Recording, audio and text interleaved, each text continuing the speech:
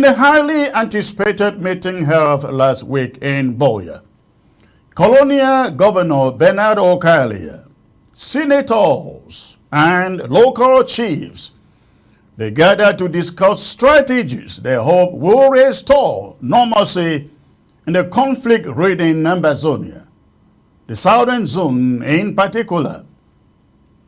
However, despite stern warnings and appeals from the government, the colonial government officials, the population's adherence to ghost towns remained evident, as seen this morning. There is no doubt who controls Ambazonian territory. Colonial Governor Bernard Okalia drove all the way from Douala, and senators journeyed all the way from Yaoundé to address the issue of ghost towns and to dish out retribution to separatists, as they call us.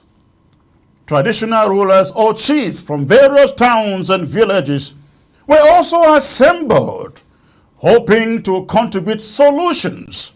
They were turned into scapegoats, commissioned rather, to become combatants in their various communities.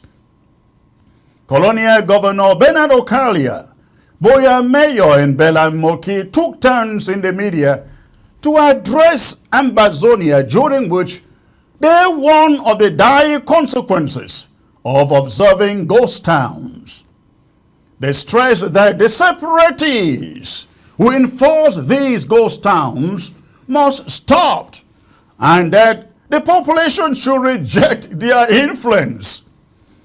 The chiefs were sternly warned to return to their villages and collaborate with the colonial government by disclosing the hideouts of separatist fighters.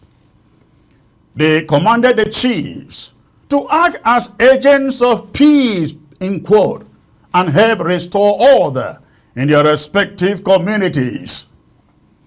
However, despite the impassioned pleas and threats from the colonial administrators, the subsequent Monday, today saw the streets of Boya deserted as the population continued to observe the ghost towns. This blatant disregard for La République du Cameroon directives has left civilians worried, questioning the intentions of those colonial administrators. The logic out on ground zero is that these colonial administrators benefit from the protection of their colonial government. They are all well protected by armed guards, but they are pushing an unarmed population into disobeying the separatists, potentially exposing themselves to severe consequences. The people expressed deep concern for their own safety and questioned the government's commitment, the colonial government's commitment to protecting them. In a poignant retort to the government's call for normalcy, when I use the word government, colonial government, the population is suggesting that if Bernard Okalia genuinely desires the return to normalcy, he should lead by example. They want the colonial governor to relocate his family from Douala to Boya, demonstrating his commitment to the peace and normalcy they want others to believe. Mbela Moki and others, they should return from Yaoundé to their residences in Boya. The persistence of ghost towns and the population's skepticism towards the colonial government's approach, however, highlight the deep-rooted grievances and lack of trust between the colonial administration and the people of Ambazonia.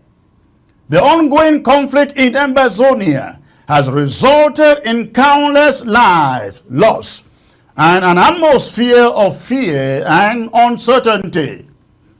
As the situation continues to deteriorate, it is crucial for La République du Cameroon to prioritize dialogue, trust-building and inclusive decision-making processes.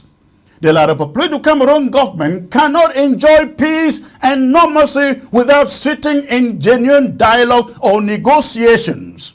It must address the legitimate concerns of Ambazonians and work towards a peaceful resolution that respects the rights and aspirations of the people of Ambazonia.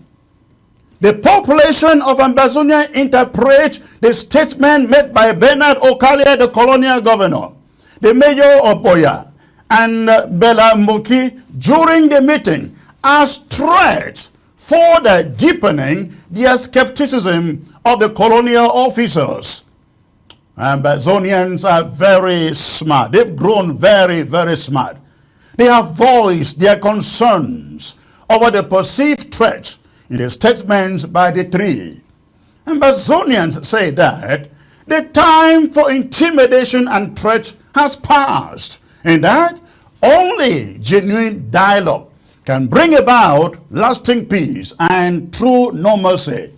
Ambazonians would rather that instead of resorting to intimidation, to manipulation and threats, the colonial government led by Bernard Okalia should rather focus on addressing the root causes of the conflict by engaging in meaningful dialogue. The statements made by the mayor of Boya and Mbela Mogi should be seen by the population as attempts to coerce and intimidate rather than foster understanding and peace. The population of Ambazonia resolutely asserts that threats, ladies and gentlemen, and intimidation will not deter them from defending their vision for a free Ambazonia. They firmly believe that the only path to restoring normalcy lies in genuine dialogue that takes into account the aspirations and concerns of the people of Ambazonia. The colonial government must therefore abandon confrontational tactics and embrace a more inclusive and peaceful approach. Only a comprehensive peace process, ladies and gentlemen, rooted in dialogue and respect for human rights, is essential to addressing the underlying issues and bringing about long-lasting solutions to the conflict.